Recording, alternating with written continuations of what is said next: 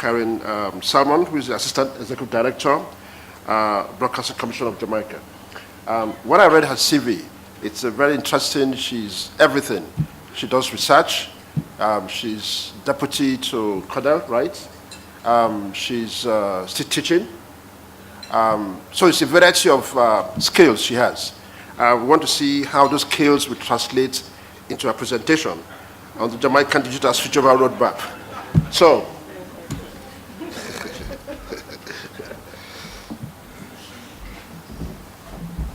thank you, SG, for that introduction. No pressure. Good morning, ladies and gentlemen. I want to also add my own welcome to visitors to Jamaica, both for the first time and those returning visitors, welcome.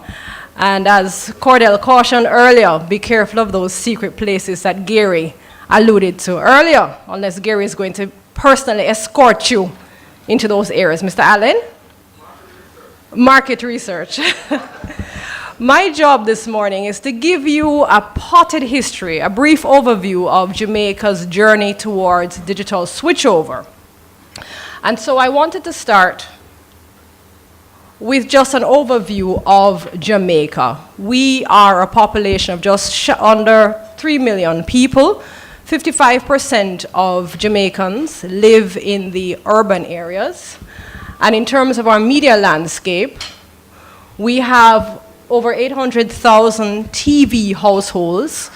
That's 92% of all households have at least 1.7 TVs. So we are a well TV'd population. We have 3 free-to-air television broadcasters, TVJ, CVM, and Love 101. That is licensed to offer free-to-air television in Jamaica. However, only TVJ and CVM are currently operating as over-the-air broadcasters. Love is transmitting only on cable. TVJ, as Gary indicated in his opening remarks this morning, went digital in its operations in 2003. Was the first broadcaster in the region to do this. CVM upgraded its own production capabilities to digital around 2013, and both have been transmitting in HD. There are 45 cable operators out of a group of licensed, 49 licensed cable operators, 45 fully operational, covering a subscriber base of approximately 155,000 subscribers.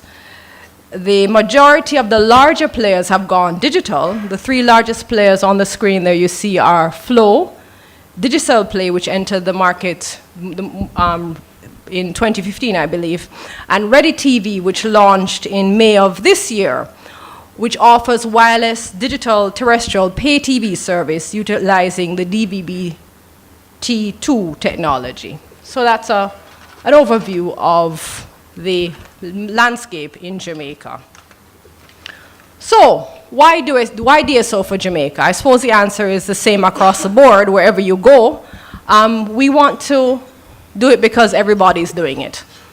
Now, I know your parents, your grandparents told you that you mustn't follow everything that everybody does, but for us it's important because our major trading partners in the United States, Canada, the UK, and China are among the countries that have already converted to digital television. Some countries in Central America, and of course, the ITU signaled in 2006 that by 2015, all European and African countries should have completed their transition from analog to digital transmission. So 2015 is treated as the watermark year for the few remaining countries, including Jamaica. We also see it as an opportunity for us to leapfrog the digital divide. We want to ensure that we are part of the global landscape. We don't want to be on the wrong side of the digital divide. And this particularly in light of data which indicates that there's increased consumption of digital content and greater interface between traditional television and the internet, which can only be facilitated by a digital platform.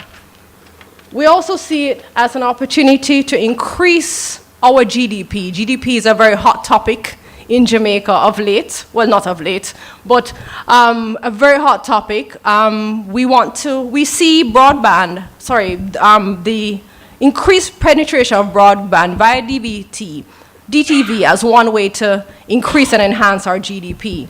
There's a positive correlation between internet penetration and GDP, and we believe that internet access can be facilitated through the digital television platform that could increase broadband penetration by approximately 5%, resulting in an increase in GDP of 5.7 billion Jamaican dollars after analog switch off. So it's very important for us.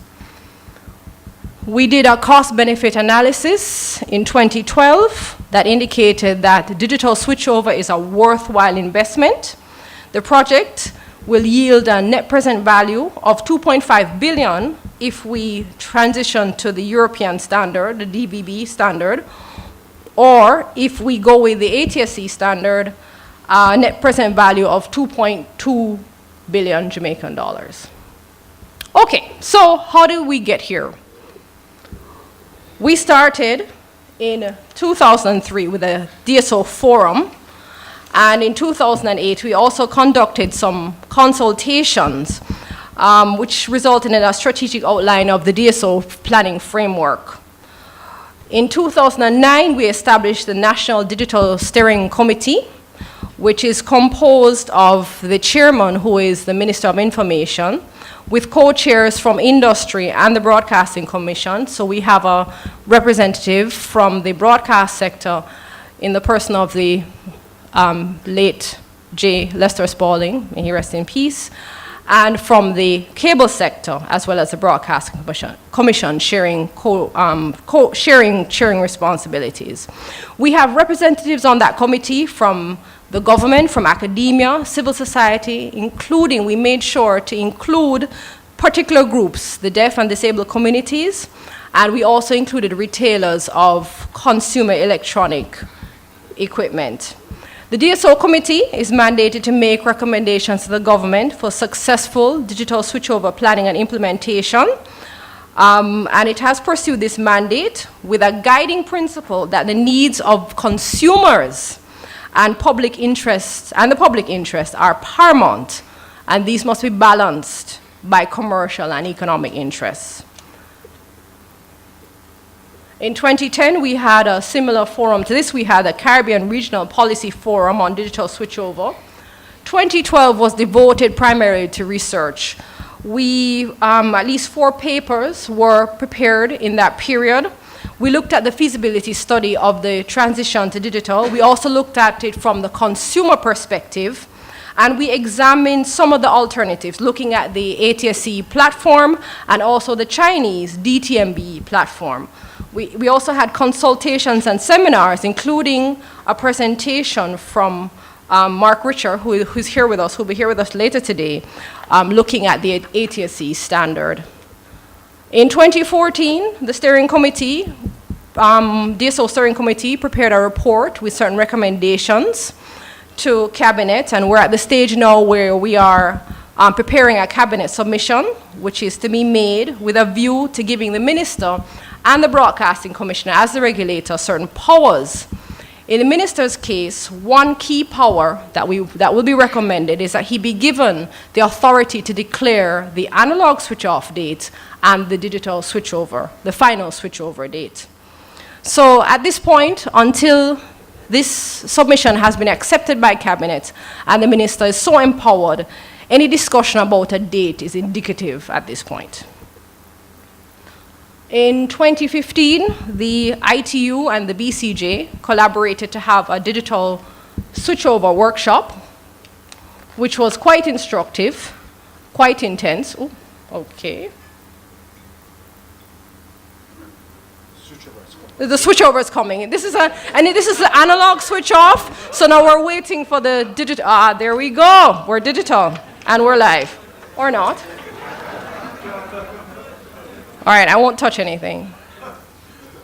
Okay. Apparently.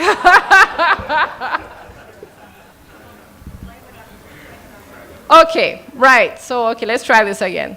So out of this intense 3-day workshop in 2015, emerged certain milestones or steps that need to be taken for us to advance on the pathway to digital switchover. So I'll just quickly go through that without the visual aids while we figure this out.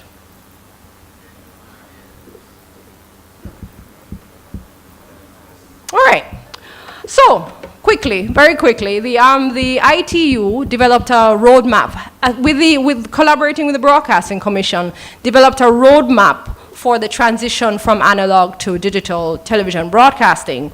It identified 5 phases. The first phase being the policy development, the DTTB policy development, the establishment of a national steering committee, technology and standard regulations, and a national spectrum plan. Phase 2 would be the, here we go.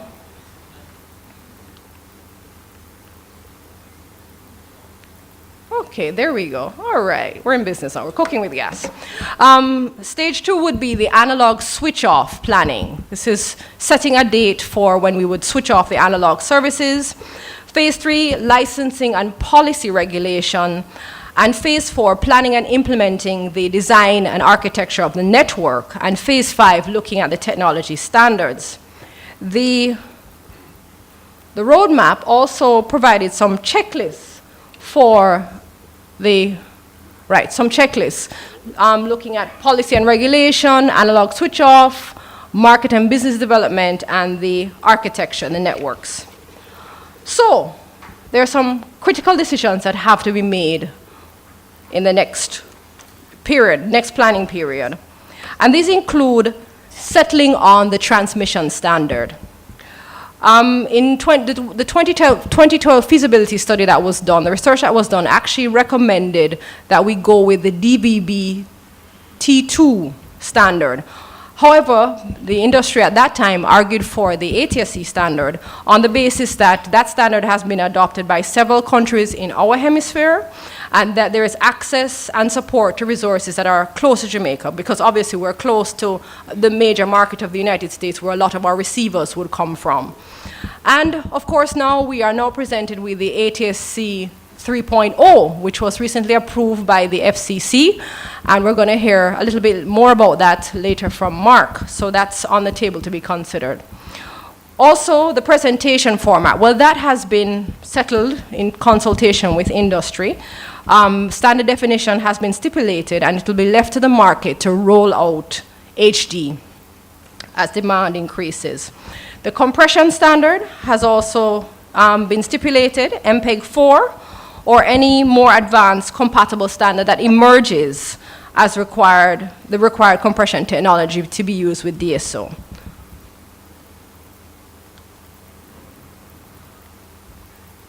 Okay. Right. Also looking at the licensing framework, we have to decide how we're going to treat with the issue of the multiplex. And the ITU has assisted us in identifying 2 models, the Model A and Model B. I won't go into much detail about that, but it's just in terms of how the multiplexing licenses are assigned, whether to the content providers themselves or to a standalone multiplexer. So those are some of the decisions that have to be taken there. Service proposition, how to address the non-cabled areas and cabled areas, that is enticing people in areas where there is not a cable infrastructure to make the switchover from their analog format to digital format. And in the cabled areas, also, that question as well, they have to decide between the digital television standard or sticking with their digital cable offering.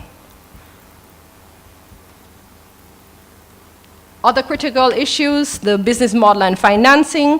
These are the costs associated with migrating consumers and transmitter networks to digital. So we have to look at possible sources of financing for the switch off and switch over, looking at spectrum and license fees, and also funding the conversion. Some possibilities, and this is all subject to the government policy position on this, some possibilities for funding, looking at a duty concession on the importation of set-top boxes, exploring financing support of broadcasters and other players in the value chain through the Development Bank of Jamaica and the Universal Service Fund prior to switch off, and looking at the provision of subsidy to vulnerable groups, including low-income households, the elderly, and disabled persons through the Universal Service Fund and any other local, regional, and international funding sources. Frequency planning also has to be a critical decision as well. And, of course, critically, the analog switch-off plan. Not in terms of planning the date, but also communicating to consumers that this date is on the horizon and the implications for them in terms of changing out receivers and making appropriate choices in terms of the equipment that they select. And that, ladies and gentlemen, in a minute, is Jamaica's transition to digital television. Thank you.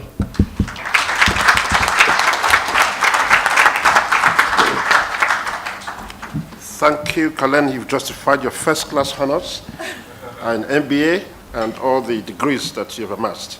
I think we have listened to her. She's given us a great overview of what's happening down here, the free-to-air services which are operational.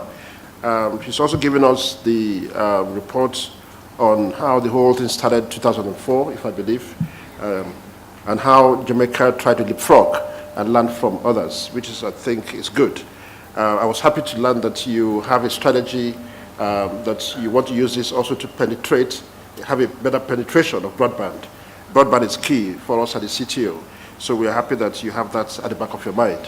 One important point you raised is the impacts on GDP. That's very important. I think that sounds good to ministers, that sounds good to the prime ministers, that sounds good for the overall planning of the nation, because when you begin to know the impact of GDP on what you're doing, then it's quite important to appreciate efforts that need to be made in that regard.